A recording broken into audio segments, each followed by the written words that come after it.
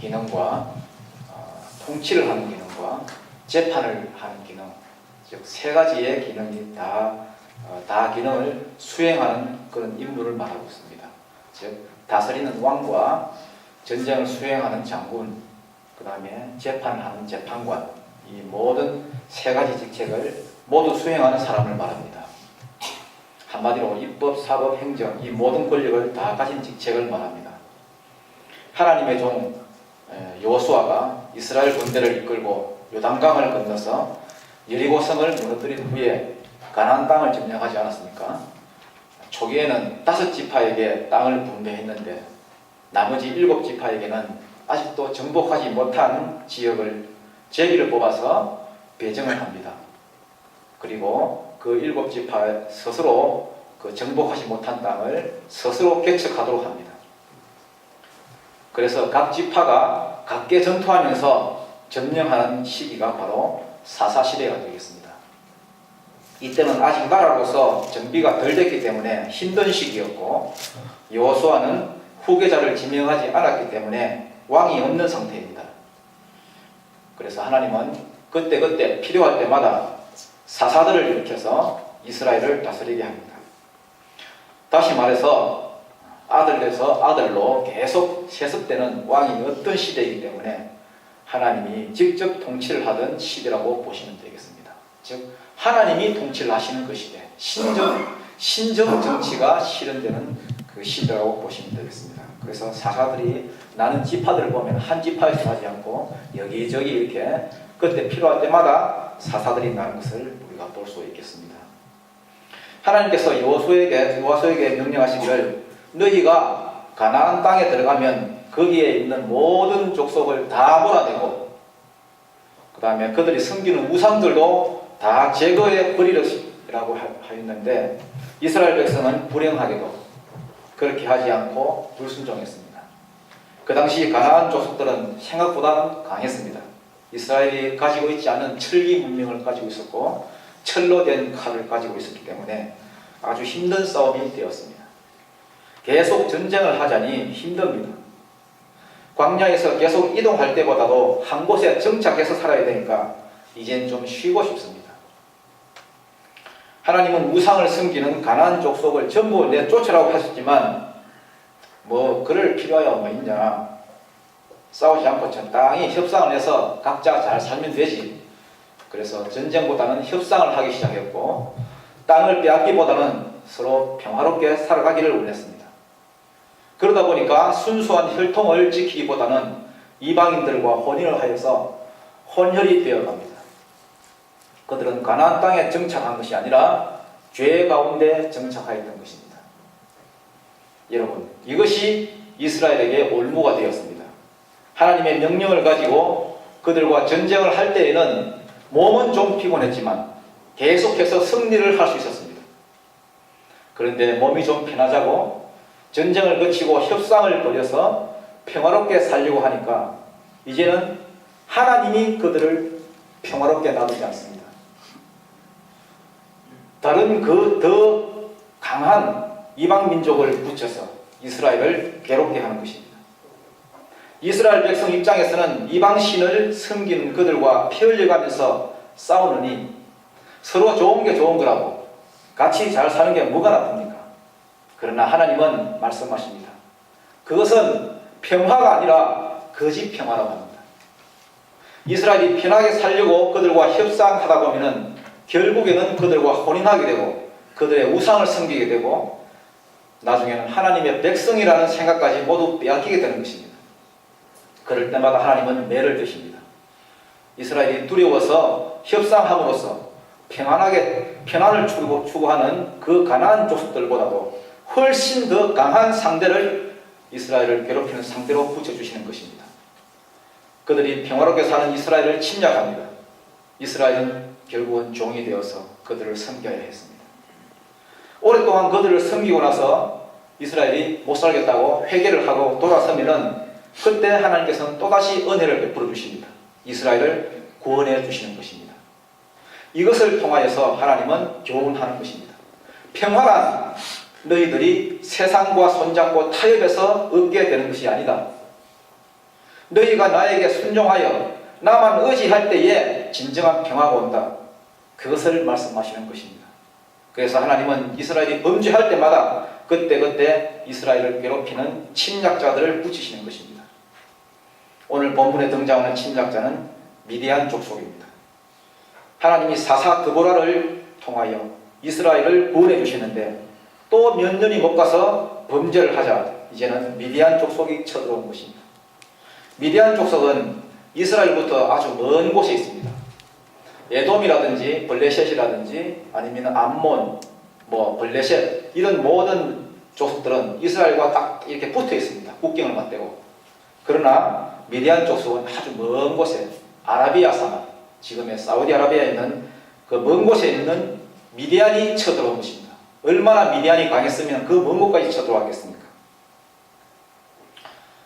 자, 그래서 이 국경과 붙어 있는 그 다른 나라에 조그만한 그런 나라들이 쳐들어왔을 때는 땅이 뺏기고 전체가 지배를 당했지만 그때는 그래도 살만했습니다.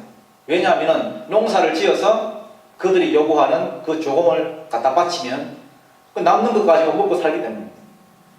그런데 이 미디안은 먼 곳에 있는 민족이니까 쳐들어와서 다 빼앗아가고 땅은 건들지 않는 것입니다. 자, 얼마나 악랄한지. 그들이 멀리서 쳐들어오면은 남아나는 게 없습니다.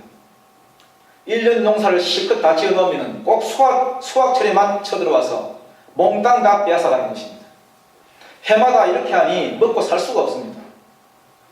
쌀 농사철에는 쌀을 빼앗아갑니다. 보리 농사 지어 놓으면은 와서 보리를 가져갑니다. 밀 농사 해놓으면 또 가서 가져갑니다. 여러분, 하나님의 백성이 이 세상에서 살아갈 때에 이 세상을 말씀으로 승리하지 못하고 적당하게 타협하게 될 때에 어떤 일이 벌어지는지 본문은 똑똑히 보여주고 있습니다. 좋은 게 좋다고 어물쩡하게 살아가면 세상 사람들은 귀신같이 알아챕니다. 저 사람이 분명히 교회 다니고 집 사고 권 사고 다 알고 있는데 믿음대로 살지 않고 하나님과 세상 사이에서 왔다 갔다 하면은 그 남아있는 믿음도 다 빼앗아 가버리고 맙니다. 처음에는 항상 자그마한 것 빼앗아 갑니다. 새벽기도 빼앗아 갑니다. 수요 예배 빼앗아 갑니다. 주일 오후 예배 바쁜 일이 생깁니다. 오순 대예배 봤으니까 한 번쯤 어떠냐. 꼭 빠진 일이 생깁니다. 주일 오순 예배만 켜고 챙깁니다. 출근표에 도장 찍듯이 나중에는 등록만 해놓고는 모든 예배를 다 빼앗아 가버립니다. 처음에는 감사한 것 빼앗겨 버립니다. 가끔씩 11조 빼앗아 가버립니다. 나중에는 아예 믿음 자체를 송두리째 빼앗아 가는 것입니다. 세상이 가만 놔두지 않습니다. 우리가 세상과 적당히 타협을 하게 되면 평할 것 같죠? 전혀 아닙니다. 미디안 족속과 같은 이 세상이 하나씩 다 빼앗아가는 것입니다. 좀 편하기 위해서 세상과 타협을 했는데 세상이 다 틀어가 버리니 그러면 하나님이 불쌍해서 위로를 해줄 것 같습니까? 전혀 아닙니다. 돌아오는 것은 하나님의 위로가 아니라 하나님의 무서운 심판인 것입니다. 세상도 좋게 하고 하나님도 좋게 하고 누이 좋고 매부 좋고 어물쩡하게 믿는 교인들, 교회는 왔다 갔다 하는데 도무지 저 사람이 뭐하는 사람인지 모릅니다.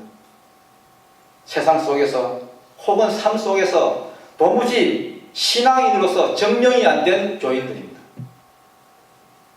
하나님 주변에서 얼쩡거리긴 하는데 교회에 왔다 갔다 하긴 하는데 도대체 저 사람이 뭐하는 교인입니까?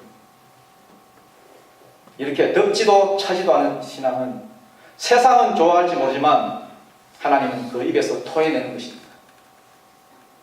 자, 오늘 본문을 보십시다.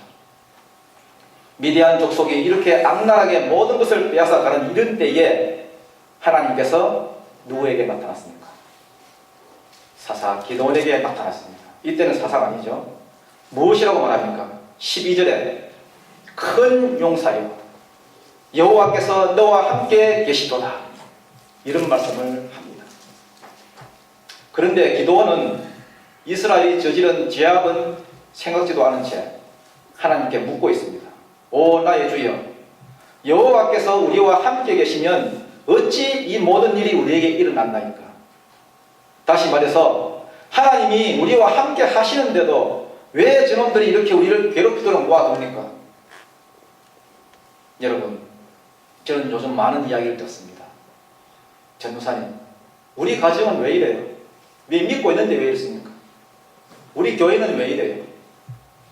장로님이 어떻고 권사님들이 어떻고 어느 성도가 어떻고 왜 그 교회가 부흥이 안 됩니까? 지금 기드온이 하나님께 하소연하는 내용이 그것 아닙니까? 하나님의 대답은 이것입니다. 그래서 내가 너를 사사로 세우는 것이다. 내 가정이 안 되고 내 직장이 안 되고 우리 교회가 안 되고 불평하는 우리에게 하나님이 하시는 대답입니다. 그래서 내가 너를 보냈잖아. 이 문제 있는 가정에 너를 보냈고 문제 많은 직장에 너를 보냈고 이 교회에 너를 일꾼으로 세웠어. 여러분, 상황을 탓하고 환경을 탓할 수는 없습니다. 그러한 환경을 바꾸시기 위하여 하나님이 나를 이곳에 보내셨다는 사실을 믿으시기 바랍니다. 여기 12절에 하나님이 기드온에게 뭐라고 말씀하십니까? 큰 용사요. 그런데 가만히 보면은 기드온은 큰 용사가 아닙니다. 11절에 보니까 하나님이 찾아오시는 바로 그 순간에 그가 무엇을 하고 있었습니까?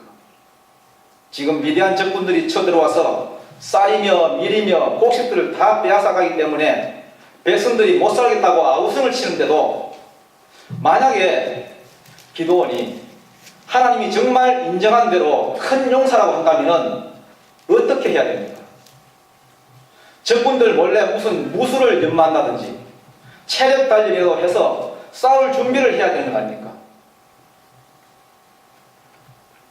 자, 그렇다고 해서 골방에 들어가서 무릎 꿇고 기도하는 것도 아니고 지금 뭐 하고 있는 것입니까?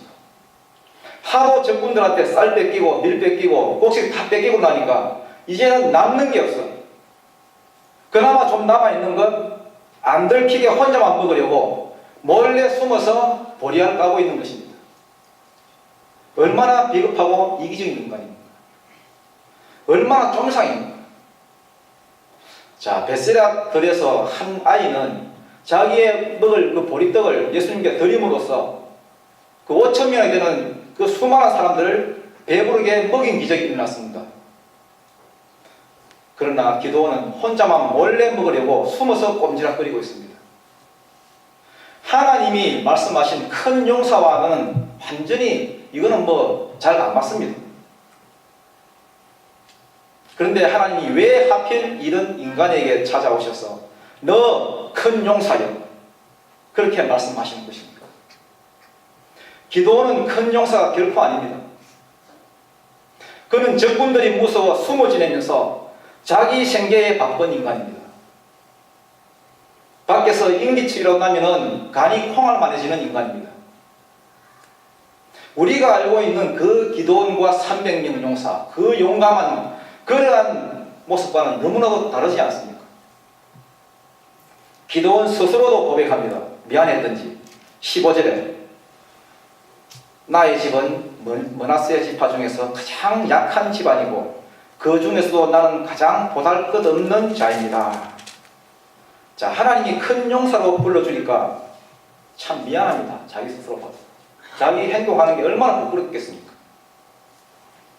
아니, 하나님은 찾아오시려면 무슨 기별이라고 하고 찾아오시지. 꼭 이때 찾아오실 때문에 사람 부끄럽게. 뭐 기도를 한다거나 떳떳하게 행동할 때 찾아오시지 않고 하필이면 적군들 무서워서 몰래 숨어 있을 때 찾아오실 게 뭐란 말입니까? 하나님, 전화도 없이 신방 오시면 어떡합니까? 자, 여러분은 어떠십니까? 하나님, 하필 지금 가진 것도 없고 여러 가지로 부족하고 돈도 없을 때 일꾼으로 부르십니까? 지금은 부족하니까 대충 하다가 나중에 돈 많이 벌고 여유가 좀 날 때 열심히 하겠습니다. 여러분, 천만의 말씀입니다. 하나님은 속지 않습니다. 하나님은 우리를 만드신 분이시기에 우리를 너무나도 잘 알고 계십니다. 하나님이 쏠 것 같습니까?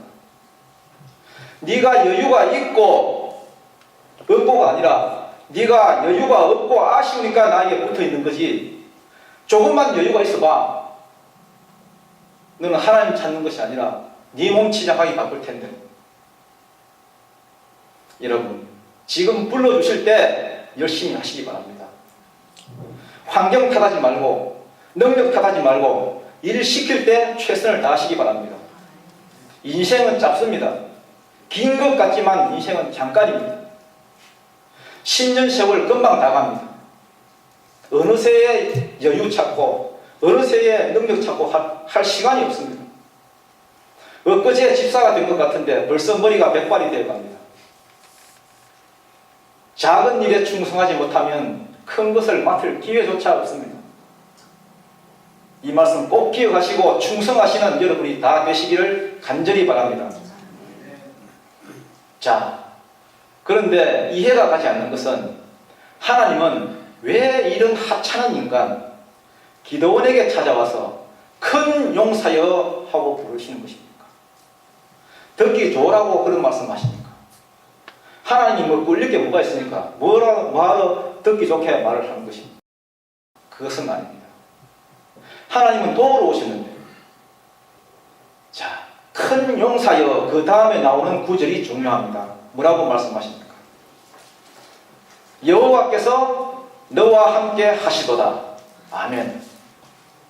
다시 말해서 너는 비록 겁장에다가 하찮은 인간에 불과하지만 네가 큰 용사인 것은 내가 너와 함께 하기 때문이다. 바로 그 말입니다. 여러분, 기드온이 큰 용사인 것은 그가 용감하거나 남다른 능력이 있어서가 아니라 능력의 하나님이 그와 함께 하시기 때문입니다.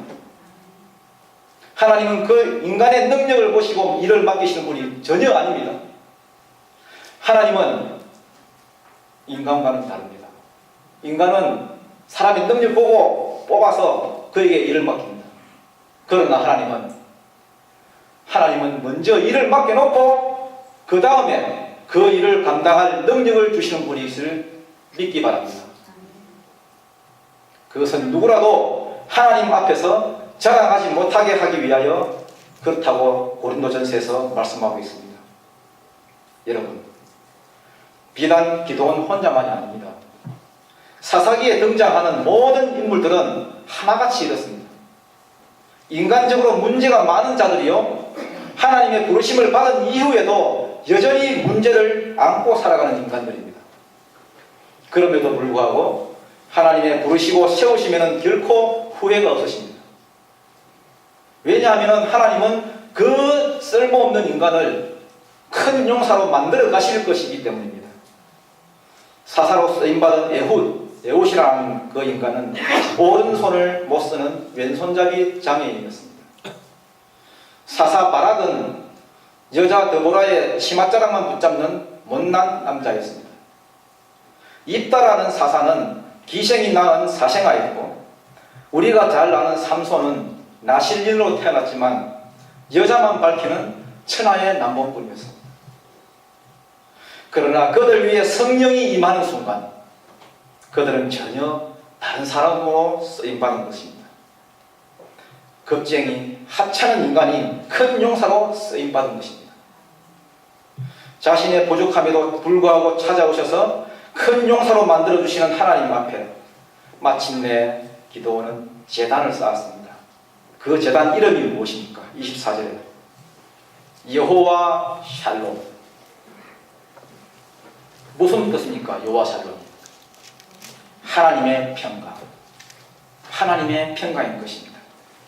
그렇습니다, 여러분.